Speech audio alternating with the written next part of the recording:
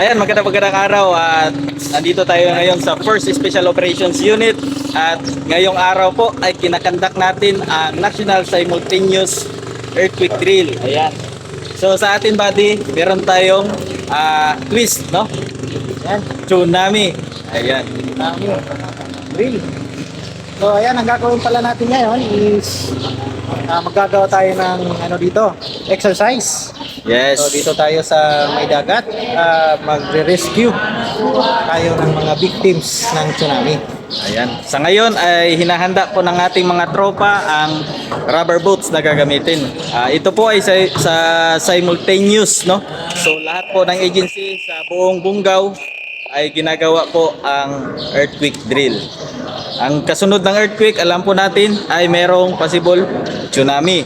So dapat tayo po mga marinong pulis ay nakahanda sa pag-rescue ng nalulunod sa dagat. So para po sa lahat, no, kailangan po tayong maging maagap, maging handa sa anumang mga sakuna na pwedeng mangyari sa atin. So itong ginagawa natin ngayon, ito yung paghahanda hindi lang ng mga pulis kundi ng komunidad para maging handa sa anumang mga kalamidad na dumating. Ayun, no? So atin pong inaanyayahan ang ating mga kababayan na dapat ay makilahok po tayo sa mga earthquake drill na ginagawa ng ating gobyerno at nang sa ganon ay pag meron ang sakuna na darating ay handa po tayo kung ano ang ating gawin. Yan po ang ating activity for today.